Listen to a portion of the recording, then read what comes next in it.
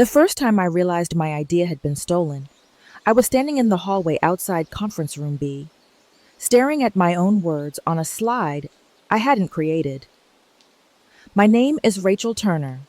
I'm 32, a senior brand strategist at a mid-sized marketing agency in Chicago called Northline Creative.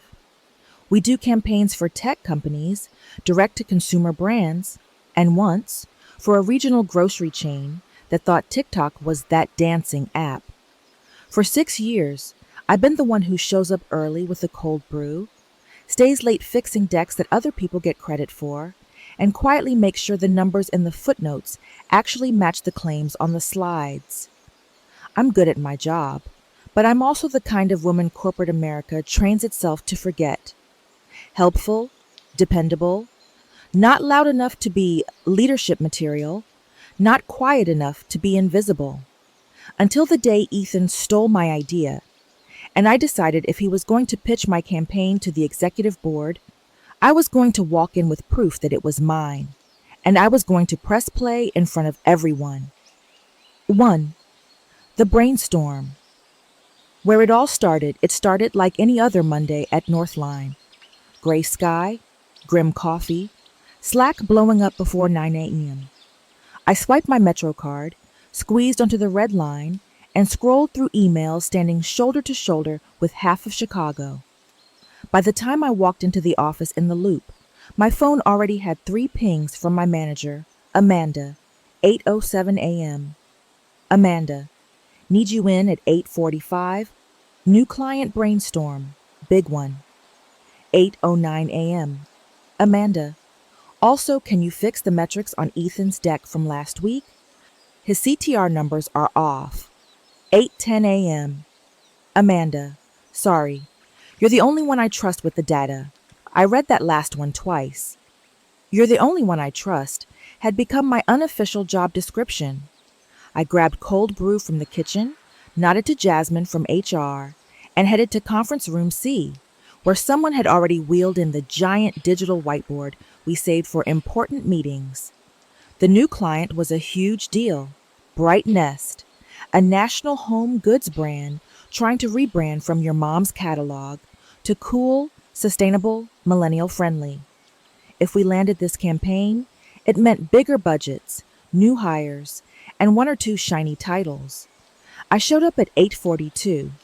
Ethan showed up at 8:59 with an oat milk latte, and AirPods still in his ears. If you met him at a bar, you'd probably like him. Tall, easy smile, expensive-looking sneakers. That vibe of someone who never had to fight to be heard in a room. If you worked with him, you learned fast that teamwork meant he talks. You build the deck. He gets the credit. Amanda opened the meeting with a smile that looked extra tight around the edges. Okay, you two, she said, clapping her hands together. Bright Nest is coming in hot. They're meeting the board in 3 weeks. We pitch the full campaign direction in 10 days. I want big ideas, no fear, no safe concepts. I flipped open my notebook. Ethan didn't bother. He leaned back in his chair, spinning a pen between his fingers. On the wall, the digital whiteboard showed their brief. Make Bright Nest the brand people think of when they think home that actually feels like me. Amanda clicked her stylus. We'll talk media mix later. Right now, we're in concept territory. What's our hook? What's the story we want people to feel? My brain started spinning. I'd read their entire 40-page brand audit on the train, twice. Okay, I said, lifting my head. What if instead of showing perfect homes, we show real ones? Amanda turned. Go on. Everyone thinks of home as something they'll get later, when they fixed everything, painted the walls, bought the nice couch, organized the pantry. But most of us are living in the before. Boxes still unpacked, mismatched plates, a random Target lamp that doesn't match anything. What if the campaign is called Welcome to Your Real Home? We highlight the stuff that makes a home actually feel personal, not Pinterest perfect. Bright Nest products are woven into that reality. Messy, Loved, lived in.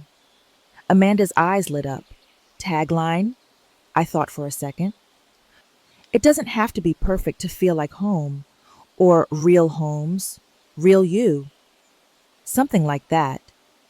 Without looking at me, Ethan sat up and finally engaged.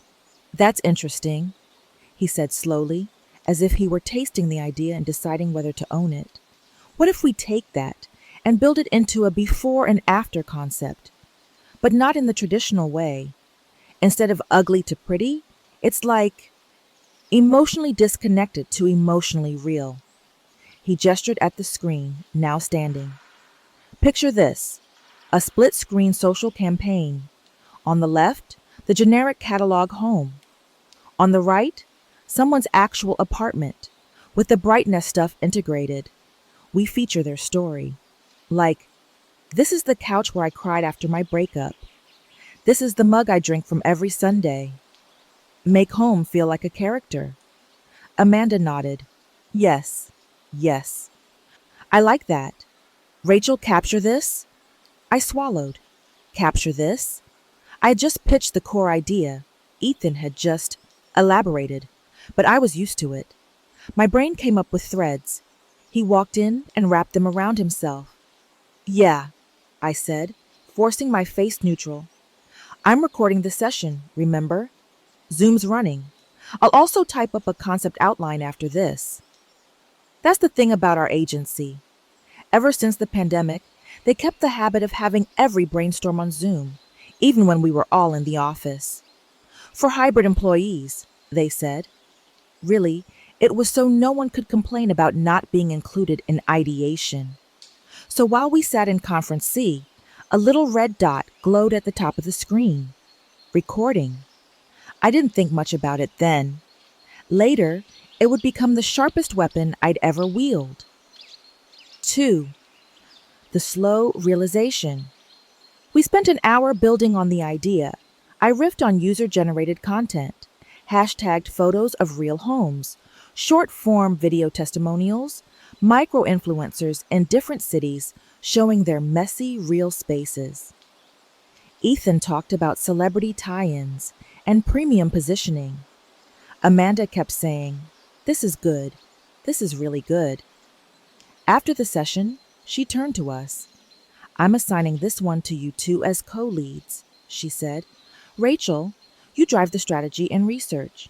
Ethan, you lead the client-facing presentation. You're both strong where the other isn't. Dream team." My stomach did a little drop. Strategy and research meant I'd be doing the heavy lifting in the background.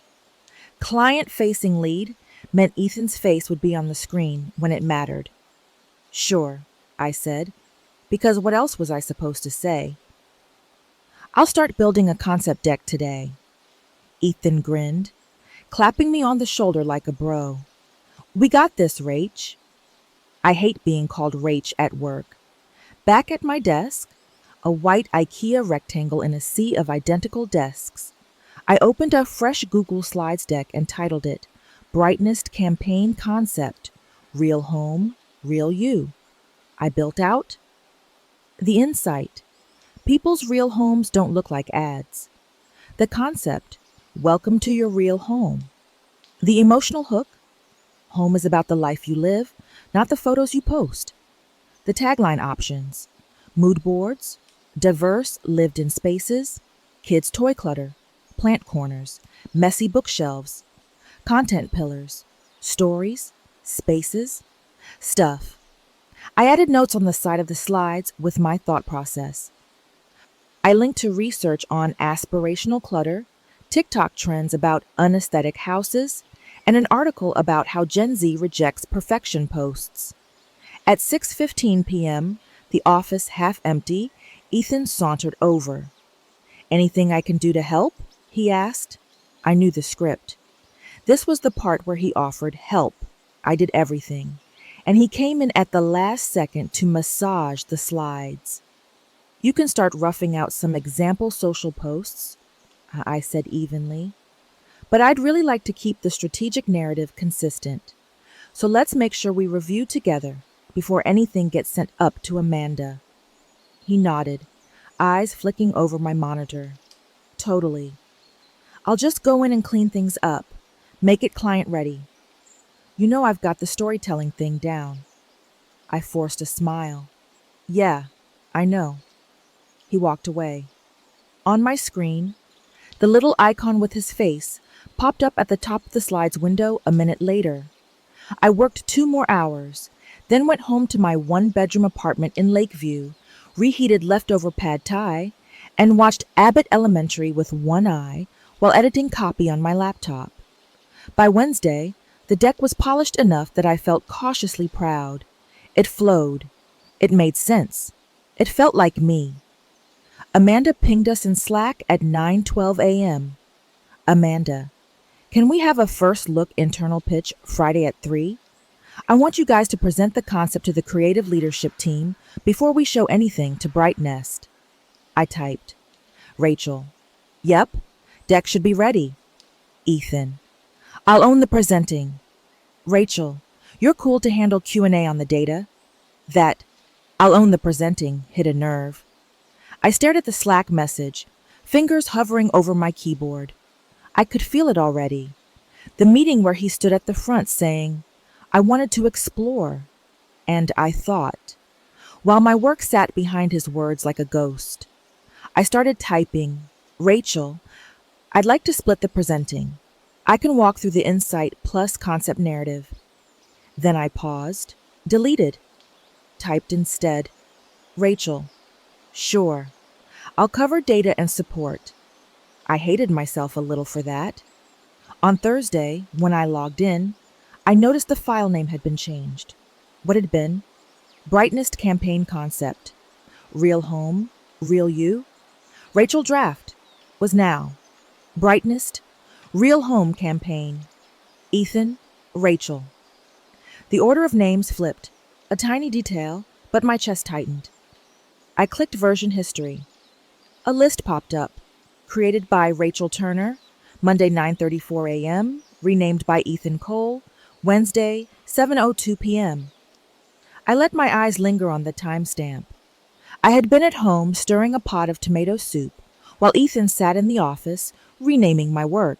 It was a small thing, but every giant roaring fire starts with something small. 3. The internal pitch and the shock. Friday at 3 p.m., the leadership team filed into conference room A. We had Amanda, our account director, Luis, the creative director, Priya, head of strategy, Mark, the VP of client services, and Allie, our junior designer, who'd been dragged in to manage the screen share. I sat at the end of the table, laptop open, heart pounding a little too fast. Ethan stood near the screen with Amanda, laughing about some podcast he'd just discovered. On the wall, the first slide of the deck glowed. Brightnest, Real Home, Real You concept presentation. Prepared by Ethan Cole and Rachel Turner. I stared at the order of those names. I hadn't changed it. Ethan had. Fine, I told myself. Let the work speak. Amanda opened the meeting. Thanks everyone for making time. Bright Nest is huge for us. Ethan and Rachel have been working on a campaign platform I'm really excited about. Ethan, take it away. He smiled, clicked to the next slide, and started talking. Thanks, Amanda. When I started thinking about Bright Nest, my jaw clenched. When I started thinking about Bright Nest, I darted a look at Amanda, at Priya, at Luis. No one flinched. This was normal. The presenter owns the story, right? Ethan kept going. I kept coming back to this idea of real homes. You know, not the perfectly styled Instagram places, but the spaces where people are actually living their lives. So I came up with this concept called Welcome to Your Real Home. Something icy washed over me. I came up with this concept. He clicked to the insight slide. The words I had written stared back at me from the wall. Insight? Our homes are not magazine spreads. They're where we survive, celebrate, break down, and rebuild. Opportunity. Bright Nest can own real home over perfect home. Ethan paced a little, hands animated. Our audience is over the aspirational BS. They don't want to see yet another immaculate white kitchen with a $300 candle. They want to see the coffee-stained mug they've had since college, the couch they cried on after their breakup. I wanted to lean into that. I wanted, I wanted, I wanted. Each sentence felt like a finger on my windpipe. It wasn't like he changed the idea. He didn't even transform it. He just absorbed it. He wore it like a suit I had tailored for him. I glanced around the room. Luis nodded thoughtfully, clearly into it. Mark scribbled something in his notebook. Priya looked aware. Her eyes flicked from the slide to me to Ethan and back again. When Ethan clicked to the strategy slide, he said, "Rachel's going to go into the numbers behind this in a minute. She did great work there. But first, I want to walk you through how I see this manifesting emotionally." I felt my cheeks burn. How he saw it. He walked through the scenarios I'd written in the speaker notes. The single dad in Detroit, making a bright nest meal on chipped plates. The queer couple in Austin, painting their rental walls a not landlord-approved color. The messy bedroom that still feels safe. My throat tightened. When he finally turned and said, "Rachel, do you want to jump in on the data?" It sounded less like a collaboration and more like a concession. I stood, smoothed my skirt, and walked to the front. "Sure," I said, voice steady. I explained the numbers, the research, the TikTok trends. I could hear my own voice sounding detached, like I was presenting someone else's homework.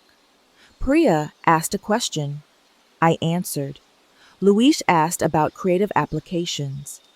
Ethan jumped in before I could respond. By the end of the meeting, the leadership team was glowing. "This is strong," Mark said. "Really strong. Ethan, you've got a great instinct for where consumers are emotionally." My stomach dropped so hard I thought I might puke. Amanda chimed in. "Yeah, this feels like exactly where Bright Nest needs to go. Rachel, great support on the strategy and data. Ethan, I want you to lead the pitch to the client and then to the board if they like it." I heard the words, but they sounded underwater. Led the pitch. To the client. To the board. With my idea. We filed out of the room. Ethan gave me a half hug in the hallway. "Crushed it, Rach. You made me look good in there." And that was the moment. Not when he said, "I came up with this concept." Not when the VP pinned the idea to his instinct. It was when he casually said, "You made me look good." Something inside me clicked over from anger to clarity. No more. 4. The decision to fight back that night. I couldn't sleep. I lay in bed staring at the ceiling of my apartment, listening to the upstairs neighbor walk around, the distant sirens, the hum of the heater kicking in. Every time I closed my eyes, I saw the slide with prepared by Ethan Cole and Rachel Turner, and heard his voice say, "When I started thinking about Bright Nest, I'd been here before in smaller ways. The junior copywriter who got praised for tightening a tagline I had written from scratch. The email Amanda sent to the whole team congratulating Ethan on a campaign I'd worked 80-hour weeks on.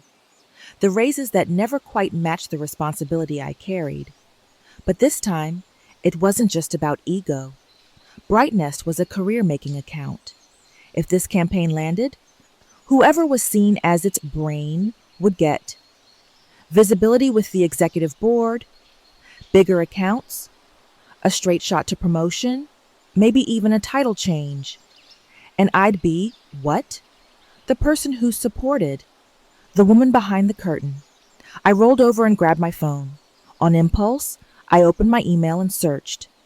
Bright Nest brainstorm recording. There it was. Subject, recording, Bright Nest kickoff. Brainstorm, 8:45 a.m. Monday, from Zoom to Rachel Turner. My heart kicked. I tapped it open. There was a link to the video stored in our cloud, auto-generated because I'd been the one to start the meeting as host. I clicked it. The video loaded. There we were. Amanda at the head of the table, Ethan spinning a pen, me with my notebook. I skipped ahead. What if the campaign is called Welcome to Your Real Home? My own voice said from the speakers. We highlight the stuff that makes a home actually feel personal, not Pinterest perfect. Hearing it from outside my own head made it feel undeniable. My idea, my exact words. Ethan's voice came in after. That's interesting. What if we take that and build it into build on, not invent? I sat up in bed. I replayed it. Again. Again. Somewhere between the third and fourth replay, my fear shifted into something razor sharp. I had proof. Not a vague, well, I kind of said something like that first. Not just a Slack message or a timestamp in a doc. A recording, linked to my name, with my idea clearly stated before Ethan's yes and. I could feel a plan forming before I even fully admitted it to myself. If Ethan wanted to sell my idea to the client and the board, fine. But I was going to change the audience for that recording. It wasn't just going to sit in my inbox. I was going to take it to the people who actually mattered. The ones everyone else was afraid of. The executive board. 5. Building the case.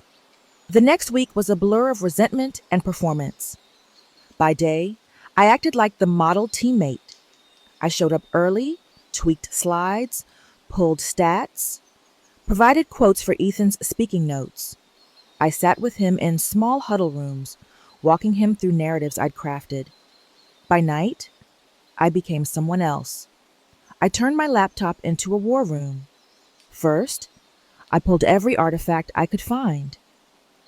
The Zoom recording of the brainstorm, downloaded to my personal drive as a backup. The calendar invite showing I had scheduled and hosted the meeting. The original Google Slides file I created, with version history showing, created by Rachel Turner at 9:34 a.m. Monday. The renaming of the file by Ethan, time-stamped. My notebook pages with the early phrases, "Welcome to your real home." It doesn't have to be perfect to feel like home. Real home, real you. I scanned the notebook pages with my phone and saved them as PDFs. Then I opened the Zoom recording and, using the built-in editor, clipped the key part.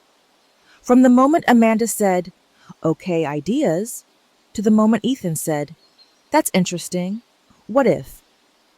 4 minutes and 32 seconds of solid, clear audio and video with my voice pitching, him responding. I exported it as Bright Nest Concept Notch Origin and Notch Clip.mp4. Next, I opened the Google Slides deck and went into version history. I took screenshots, the original title with my name, the timestamp note, created by Rachel Turner, the later note, renamed by Ethan Cole. I dropped them into a separate document and annotated them. I also exported the early version of the deck as a PDF and the final one as a PDF, and used Compare Docs to create a list of what had changed. Spoiler, not much. Most of the structure, language, and strategy remained my work. Ethan had changed some adjectives, added a slide with celebrity partner ideas, and rearranged a few bullet points. He'd put his name first on the cover. That was it. By Wednesday, I had a folder on my desktop labeled Bright Nest Evidence with subfolders: recording, deck versions, notes, emails. I pulled the email from Amanda, assigning strategy and research to me and client-facing to Ethan. I highlighted the lines where she said, "Rachel, your concept is strong." I pulled Slack screenshots where I'd written, "What if we call it Welcome to Your Real Home and focus on the lived-in reality?" And Ethan had replied, "Yeah, that could be cool." I wasn't looking for gotcha moments. I was building a pattern, a clear, undeniable narrative. Rachel originated the concept. Ethan positioned himself as its author. But I knew evidence wasn't enough. Corporate America doesn't respond to, "This isn't fair." It responds to risk, legal risk, reputational risk, financial risk. If I walked in there and cried about my stolen idea, they'd label me emotional and not a team player. If I walked in there and demonstrated that our agency might be misrepresenting intellectual contributions to a major client and that I had documentation, I knew they'd listen very differently. So I did one more thing. I opened our agency's employee handbook and searched the PDF for ethics, then intellectual property, then attribution. There it was, buried on page 37. Northline Creative is committed to accurate attribution of work and ideas. Misrepresentation of authorship or taking credit for others' work may be subject to disciplinary action, up to and including termination. I took a screenshot of that too. And just in case, I also printed it out and slid it into a folder. Because when you're a woman in corporate America about to call out a golden boy, you don't rely on digital trails alone, you bring paper. 6. The night before the pitch. The client pitch went well. Of course it did. Ethan stood in front of the Brightness team on Zoom, wearing his "I'm excited to partner with you" smile, and walked them through his vision. Our team wanted to really honor your brand's soul, he said, so I developed this platform. Welcome to your real home. Developed. He used the word developed. I watched in a Zoom tile next to Amanda, my jaw tight, my cursor hovering over the leave meeting button more times than I'd admit. When the Brightness CMO smiled and said, "This is exactly the direction we've been hoping someone would bring us." Amanda's eyes shined. When the call ended, she unmuted in our internal debrief. "You two knocked it out of the park," she said. "Brightness loved it. Mark's already setting up a session with the executive board next week to align the bigger budget. Ethan, I want you front and center in that room. Rachel, of course, you'll be there to field anything on the analytics." Of course. That night, I went home and poured myself a glass of wine. I stared at the glass for a minute, then poured it back into the bottle. No. If I was going to do what I planned to do, I wanted my head crystal clear. I sat at my kitchen table with my laptop, opened my evidence folder, and then opened a new document. Subject: Brightness Campaign Attribution. Request for clarification before board pitch. I typed, deleted, typed again. Finally, I wrote, "Mark, before we go into the Brightness executive board pitch next week, I wanted to flag something important regarding the origin and authorship of the Real Home, Real You. Welcome to your Real Home campaign concept. I'm proud of the work our team has done, and I'm excited about the direction. That said, I've become increasingly uncomfortable with how the concept is being attributed internally and externally, particularly in recent meetings where it has been described as Ethan's idea. For clarity, and in the interest of adhering to Northline's own ethics policy on accurate attribution of work, see attached excerpt, I want to ensure the record accurately reflects that. I originated the core real home versus perfect home, welcome to your real home, and real home, real you, concept and framing during our initial Brightness brainstorm on date. This is documented in the Zoom recording of that brainstorm, which I hosted, as well as in the initial deck I created immediately afterwards. Ethan contributed valuable elaborations and client presentation skills, but the foundational insight and platform originated with me. I have attached supporting documentation, recording clip, deck version history, notes, to avoid any ambiguity. I'm bringing this to you now privately because I want to resolve it directly and professionally before we are in a room with the client's executive board and potentially misrepresent authorship. To be clear, I'm not trying to minimize anyone else's contributions. I simply want the attribution and representation to reflect reality, especially in a high visibility setting that will impact performance reviews, promotions, and future opportunities. I would appreciate the opportunity to discuss how we present this campaign's origin story at the board pitch so that it honors both collaboration and the factual timeline. Best, Rachel. I sat back. My heart hammered against my ribs. It was firm, not hysterical. It referenced policy. It had receipts. But I wasn't naive. If I sent this to Mark alone, he could ignore it. Or worse, he could warn Ethan and Amanda, and they'd circle the wagons. So I did something scary. I ICC'd Amanda, my direct manager, Priya, head of strategy, who'd seen me in that first meeting, HR, the generic HR inbox I attached, the clip of the brainstorm recording, the screenshotted version, history, the handbook excerpt. My finger hovered over the trackpad. I thought about all the times women get labeled difficult and not a team player the minute they stop being grateful for being allowed in the room. I thought about how exhausted I felt, always pouring my brain into other people's careers. I clicked send. Then I closed the laptop and went to take a shower, because if I sat there watching my inbox, I was going to throw up. When I came back, hair still wet, my phone was buzzing. 3 emails, 1 from Mark, 1 from Amanda, 1 from HR. 7. The fallout. And the setup I opened Mark's first. Mark. Hi, Rachel. Thanks for flagging this. This is obviously important. Let's not make any assumptions over email. I'd like to pull you, Ethan, and Amanda into a quick meeting tomorrow at 9 a.m. to walk through your concerns and the documentation.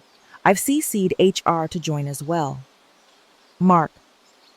My stomach tensed. HR. I opened HR's email. HR. Hi, Rachel. Thank you for bringing this forward. As Mark noted, we take our ethics policy and concerns about attribution seriously. I'll plan to join the discussion tomorrow at 9 a.m. In the meantime, please feel free to add any additional documentation to the folder link I've created here. Link. Jenna, HR business partner. Okay, professional, non-judgmental. Then I opened Amanda's. This one hurt more. Amanda, Rachel, I wish you had come to me directly before looping in Mark and HR on something like this. I'm surprised and a bit disappointed. We can talk more tomorrow, but I want you to know that I see you as a key part of this team, and it's important we handle conflicts in a way that doesn't undermine trust. I closed my eyes. Of course. I'd gone over her head. I'd looped in HR. I'd undermined trust. Never mind that she sat there and watched Ethan claim my idea, and when Mark praised his instinct, she said nothing. Trust only matters until it protects someone we like. I slept badly. At 8:58 a.m. the next morning, I walked into conference room D with a manila folder under my arm.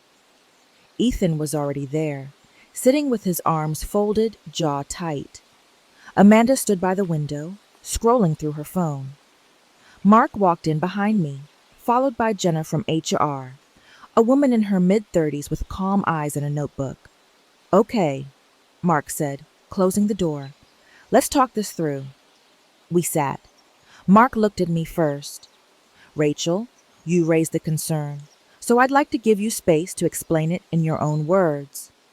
I swallowed, forcing my voice steady. Sure. The short version is, I originated the Bright Nest Real Home, Real You concept in the initial brainstorm. Ethan has been increasingly positioned as the sole creator of that idea.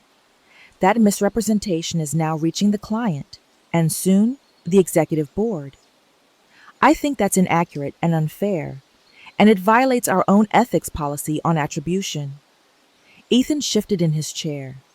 That's not how I see it, he cut in. We brainstormed together. You threw out some words, sure, but I shaped it into a real platform. You're trying to claim ownership over something that was clearly collaborative. I met his eyes. Ethan, I'm not denying you contributed, I said, but the initial concept, The framing of real homes versus perfect Pinterest homes, the welcome to your real home line, the real home, real you platform, those were mine. I have the video from the brainstorm if we want to review it. Mark held up a hand. One at a time. Rachel, you mentioned documentation. Can you walk us through what you sent? I opened my folder and slid a printed copy of the ethics policy excerpt onto the table. Then I slid a screenshot of the Zoom recording email and the version history of the deck. I hosted and recorded the initial brainstorm, I said. In that meeting, I clearly articulated the core campaign concept. Ethan responded to it, built on it. After the meeting, I created the original deck. That's not me saying, I did everything, he did nothing. It's me saying, there is a factual timeline of idea origin, and it has been distorted. Jenna from HR leaned forward. Do you have the recording here? She asked. It might help to ground this in something objective. My heart thudded. Yes, I said. I have the clip.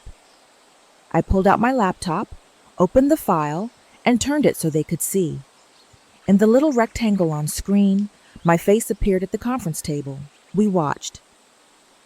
What if the campaign is called Welcome to Your Real Home? Video Me said. Amanda on screen leaned forward. I like that. Ethan on screen said, That's interesting. What if we take that and... I pressed pause. Silence fell. The air in the room shifted. Amanda looked uncomfortable. Ethan's jaw clenched tighter. Mark cleared his throat. Okay, he said slowly.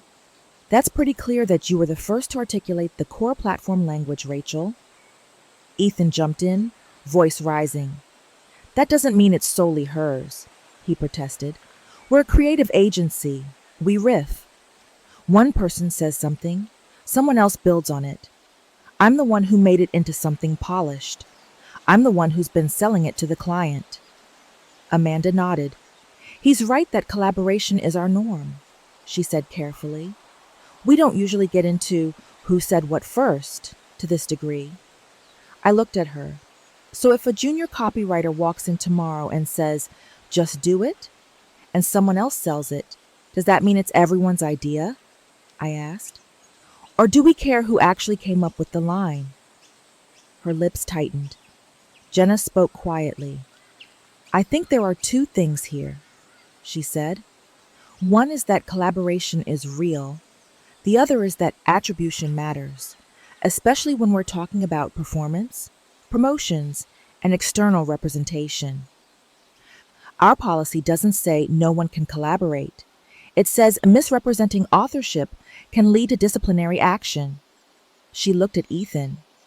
Ethan, have you described this campaign to others as your idea, or as something you and Rachel co-created? He looked at her, then at Mark. I've said we most of the time, he said. If I said I a couple of times, it was shorthand. We all know Rachel's good with data. I'm better at client-facing storytelling. My teeth sank into the side of my tongue. Jenna turned to me. Rachel, what outcome are you looking for?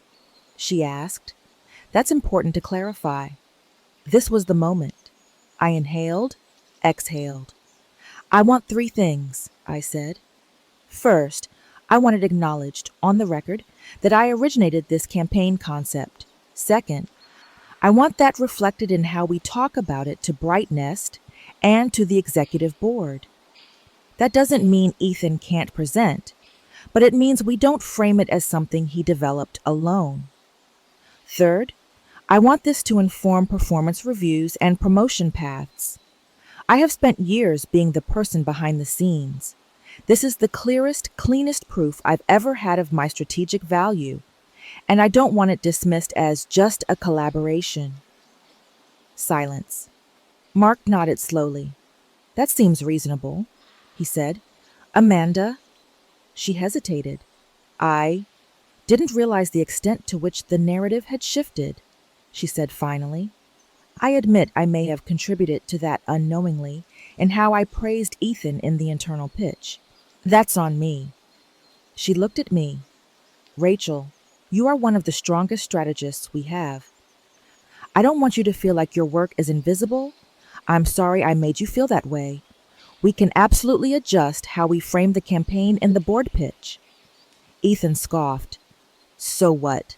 I get thrown under the bus now? He asked. In front of the board? After I've been prepping to lead this thing? I looked at him, something like calm settling over me. No, I said. You'll get what you've always gotten. The spotlight, the microphone, the first introduction. I leaned forward.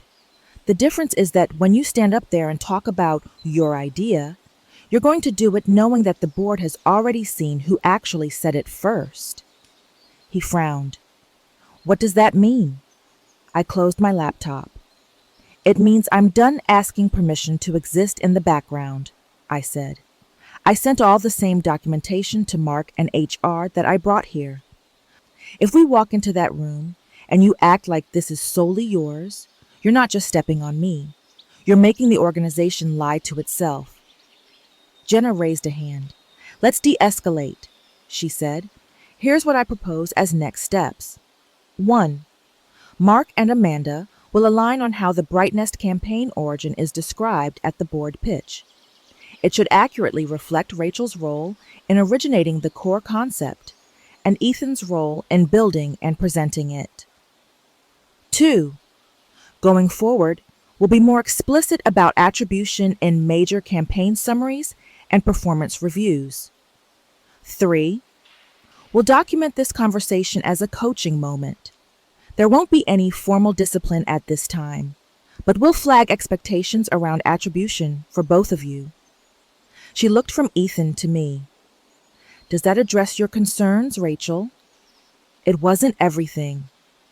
Part of me wanted Ethan marched out with the cardboard box, but it was more than I'd ever gotten before. It's a start, I said. I still think this is overblown, Ethan muttered. He had no idea, because I hadn't told them everything. 8. The boardroom and the recording. The Bright Nest Executive Board meeting was scheduled for the following Thursday at 10 a.m. It wasn't at our office. It was at their headquarters, a sleek, glass-walled complex in the suburbs with a lobby that smelled like money and lemon-scented cleaning products. Our team pulled up in 2 cars. In the first, Mark and Amanda. In the second, me, Ethan, and Luis. I sat in the back seat, looking out the window, folder on my lap. Inside the folder, a printed 1-page concept origin summary that Mark had asked me to write, outlining how the idea had formed in the brainstorm. A USB drive with the 4-minute concept clip from the Zoom recording. The ethics policy excerpt, just in case. I had no intention of blindsiding anyone, but I also wasn't going to pretend I didn't have what I had. Ethan twisted around from the front seat, looking at me. You're not seriously going to, play that video in there, are you? He asked.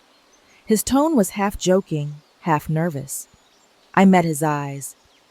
Depends how honest you are, I said. He scoffed.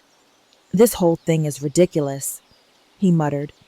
You know they don't care who said what first. They care if the campaign converts. He wasn't entirely wrong, but I'd stopped caring about being convenient. We walked into the building, checked in at the front desk, put on visitor badges. The boardroom was everything you'd expect. A ridiculously long table, floor-to-ceiling windows, a giant screen, a catered coffee bar in the corner with pastries no one would eat.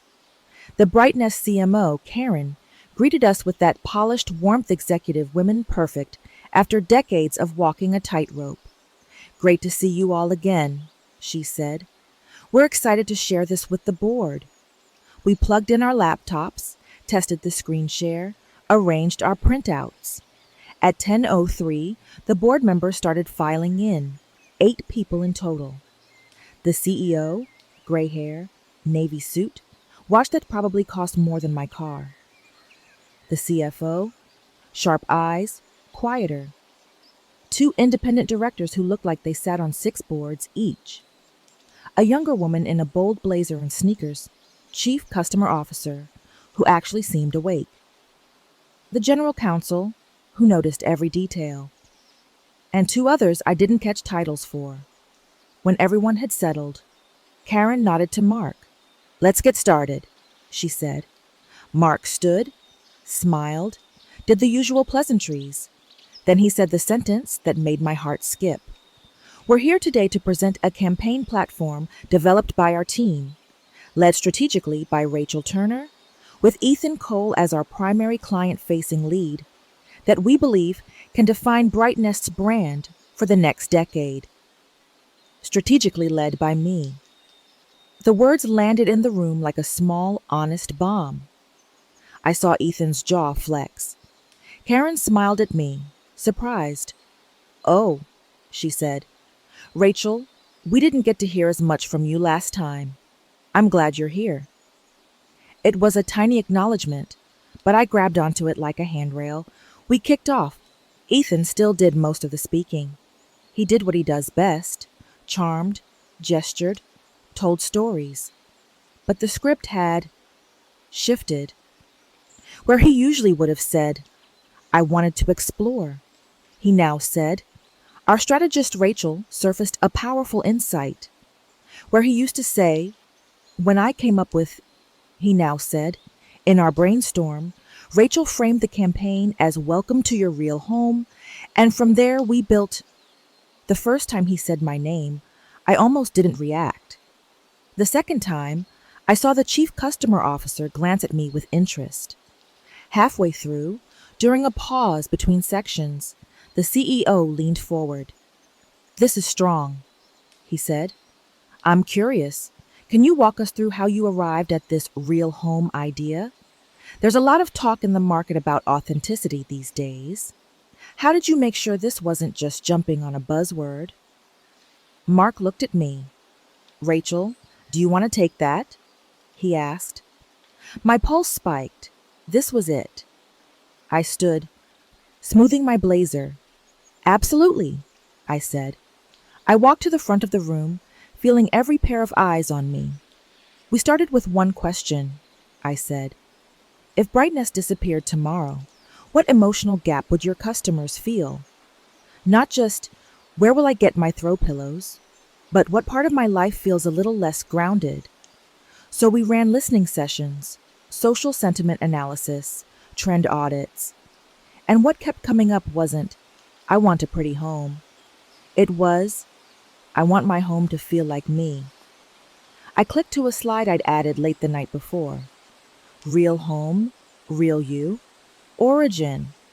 On it was a simple, clean timeline graphic. Initial brainstorm, concept articulated by Rachel. Team build, input from Ethan and others.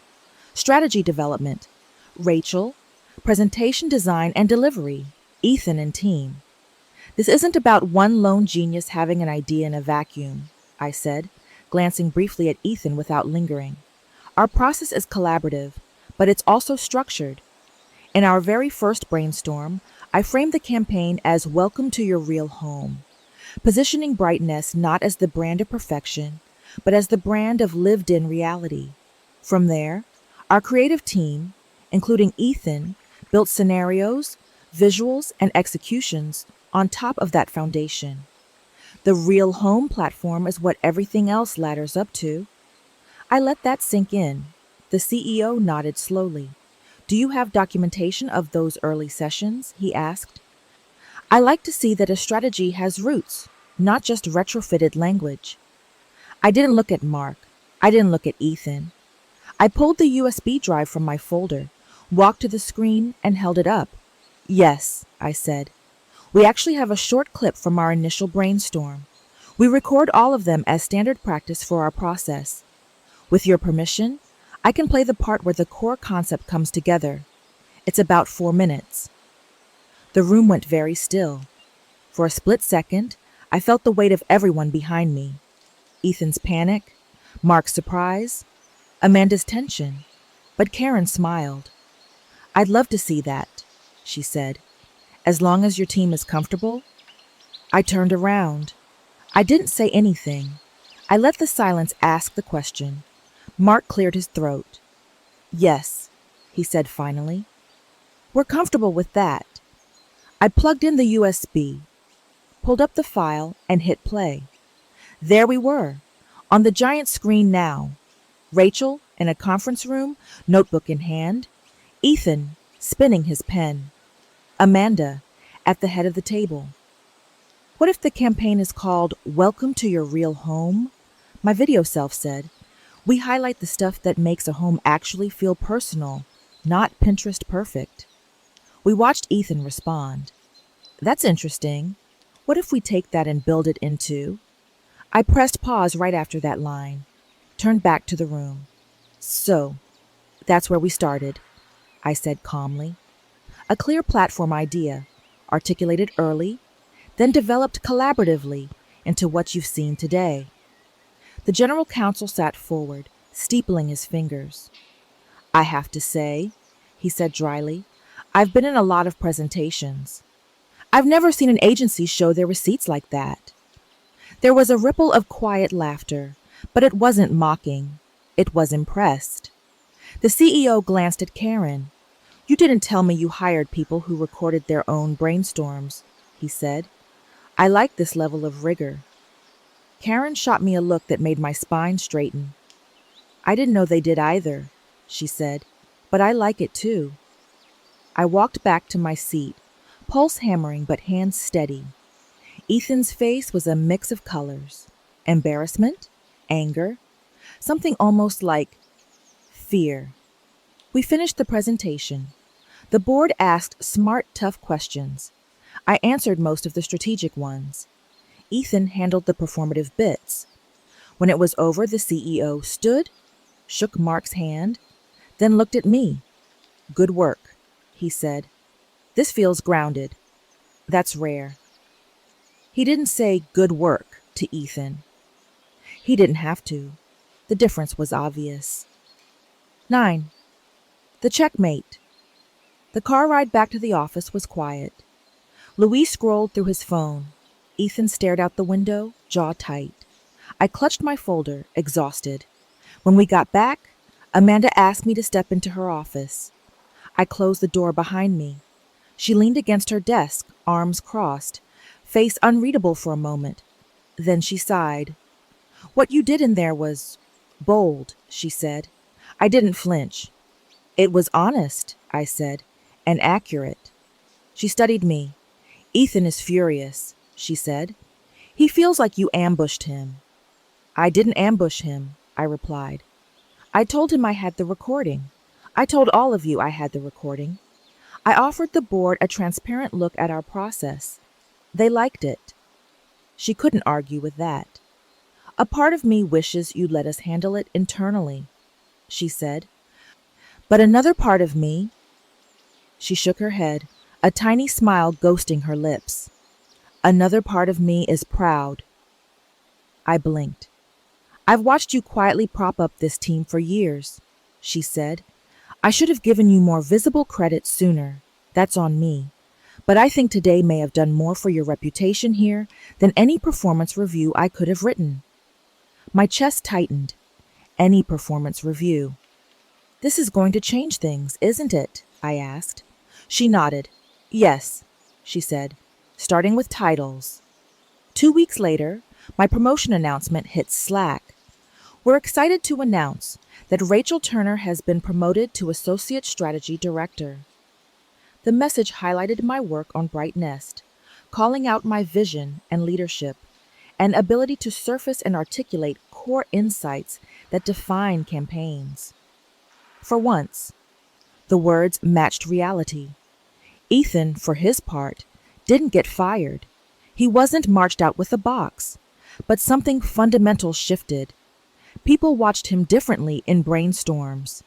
When he started a sentence with, I've been thinking, I could see eyes flick to me, to others, as if silently asking, whose thoughts are those really?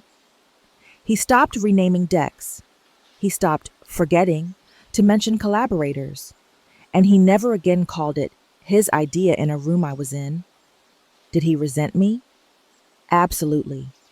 But resentment can't erase the sound of my voice.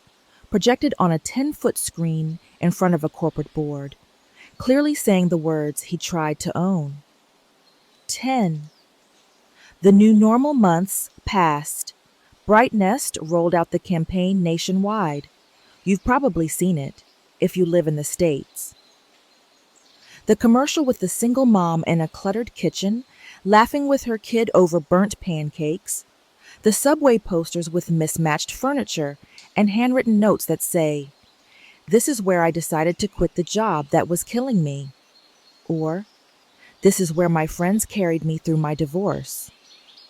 The Instagram carousel of real homes with Bright Nest products tagged, not as the star, but as part of the backdrop.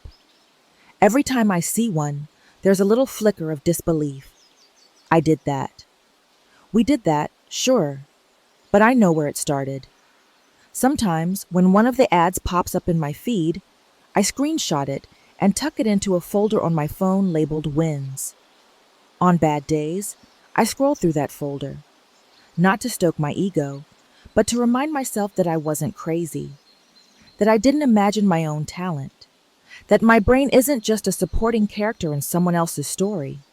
At work, things are different. I'm in more high-level meetings now. When new accounts come in, people say, "We should get Rachel's brain on this." The interns gravitate toward me, asking how I got to where I am. Sometimes I tell them about Bright Nest. I don't show them the recording, but I do tell them this. I used to think that if I just worked hard enough, the right people would notice, I say. That if I kept my head down and produced good work, the credit would naturally come. It doesn't always. They nod, a little nervously. "So what do you do?" one of them asked me recently. I looked at her, 24, eager, brilliant, already deferring to louder voices. "You gather receipts?" I said. "You document your contributions. You share your ideas out loud, in rooms where there's a record. You advocate for yourself before resentment turns you bitter." I paused. "And if someone steals your idea," I added, "you don't just swallow it because you're scared of drama. You decide what kind of story you want to tell about yourself later." She frowned. "What do you mean?" I thought of Ethan, pacing in that conference room. I thought of my own voice echoing from the speakers in the boardroom. "One day," I said, "you're going to look back at these years and tell someone what happened. A friend, a therapist, a kid, maybe even an audience online. Do you want to say, 'I let them take credit for my work because I didn't want to rock the boat'? Or do you want to say, 'I called it out, calmly, clearly, with proof'?" Her eyes widened. "And did it work?" she asked. I smiled. "You're talking to an associate strategy director who once sat silently in the back of the room," I said. "What do you think? I didn't blow up the company. I didn't scream or flip tables. I didn't turn into the office villain. All I did was take a recording that already existed, the truth, and move it from my inbox to the biggest room in the house. I didn't just let them use my idea. I made them see me. And now, whenever I walk into a conference room and someone starts a brainstorm, I glance up at the little red dot on Zoom, the one that says recording. This time, it doesn't feel like surveillance. It feels like insurance. Like a quiet promise that if anyone ever tries to erase me again, I won't just disappear. I'll hit play.